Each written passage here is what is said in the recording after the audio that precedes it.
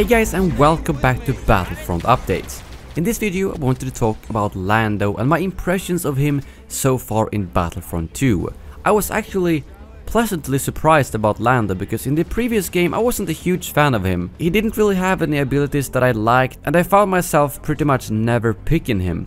But in the new game, I think he's actually really good. Probably one of my favorites in heroes versus villains. Because he's the kind of hero that you, if you play him correctly, can actually dominate enemies with. But if you play him poorly, well, you will die very quickly, especially against a lightsaber wielder. I think the core ability that LANDO has, which is extremely important to master, is the Disabler. Because the Disabler doesn't only disable people, which I actually thought at first, but when you throw it down on the ground, it reveals all enemies around it, which means that you can put it down and then get a perfect view of your enemies, which means that you can plan your next steps a lot easier. It does have a limited time before it automatically explodes though, so you can't just permanently put it up as a scan pulse, but you need to use it tactically. And what I usually do is put it right at the opening of a door, because then I can see where all the enemies are, and if they do run into the room I can instantly disable them. And the good thing when you do disable them is then that you can of course use your sharp shot ability. And the sharp shot ability is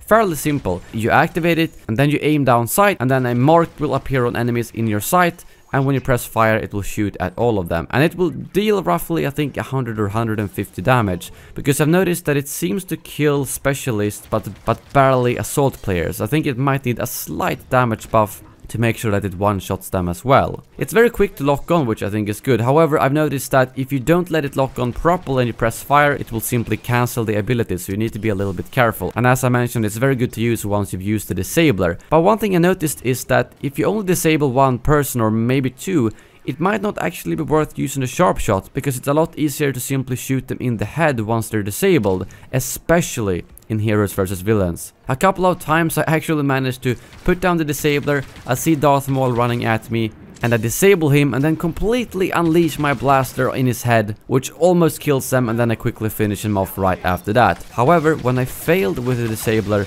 well, I died very quickly. So as I said, the Disabler is extremely important, both for awareness and for disabling the enemies.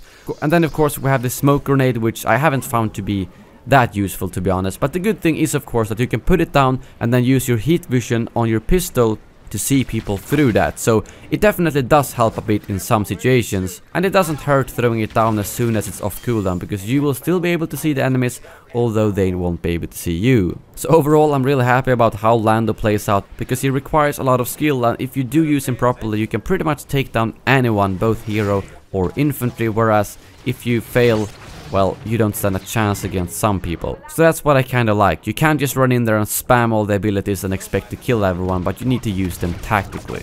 So I can imagine we'll get some pretty cool plays with LANDO once everyone gets their hands on this game. But that is all for this video. Thank you very much for watching, and as always, may the Force be with you.